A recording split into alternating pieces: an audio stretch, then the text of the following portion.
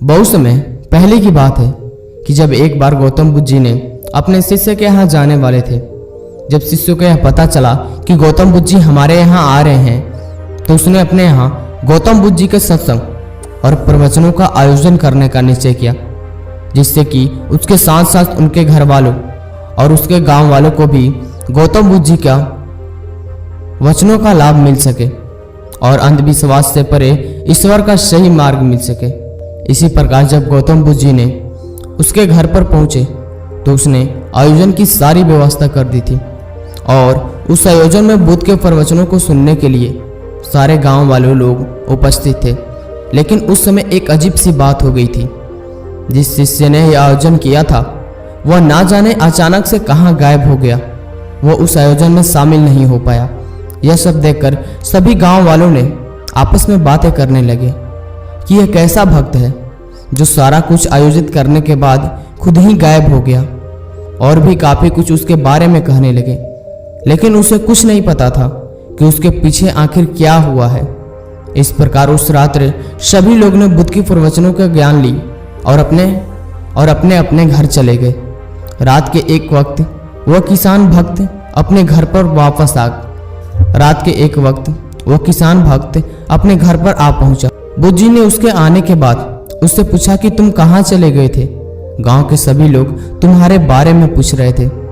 उस किसान ने गौतम बुद्ध जी से कहा कि प्रवचन और आयोजन की सारी व्यवस्था होने के बाद अचानक ही मेरे बैल की तबीयत खराब हो गई थी। मैंने उसके लिए घरेलू उपचार किया, लेकिन उससे वह नहीं ठीक हो पाया और उसकी तबीयत और ज़्यादा खराब होने लगी।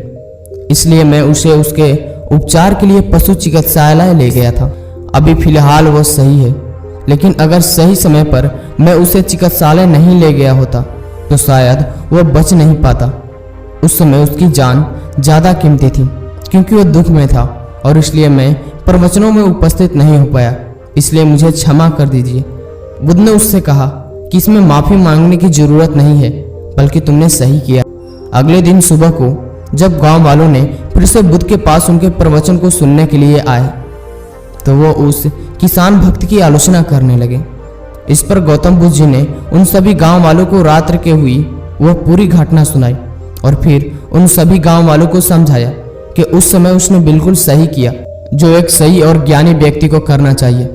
उसने सबसे पहले अपने कर्म को महत्व दिया और साथ ही एक जीव के दुख में साथ दिया और साथ ही उसकी जान भी बचाई। उसने बिल्कुल वही किया जो मैं उसे वचनों में सुनाया है। उसने मेरी दी दीक्षा पर अमल किया और अपने कर्म को महत्व दिया।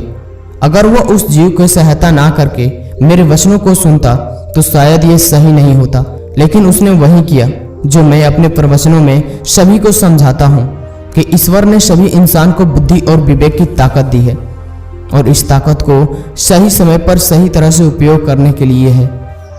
इसलिए आप लोगों भी हमेशा याद रखिए कि कर्म से कोई नहीं बच सकता, लेकिन इंसान को अपने कर्म अपनी बुद्धि और विवेक की ताकत के हिसाब से ही करना चाहिए।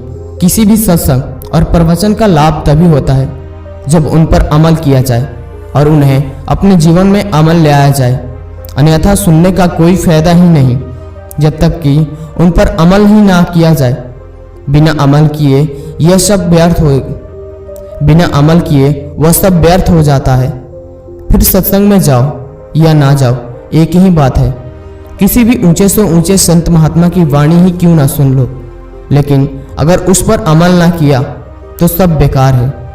अच्छा यही है कि सत्संग सिर्फ सुनने के नहीं बल्कि उस पर अमल भी करने का। इस प्रवचन के सुनने के बाद सभी गांव वालों ने कर्म की भाषा समझ गए कि कर्म क्या है और कर्म किसे कहते हैं।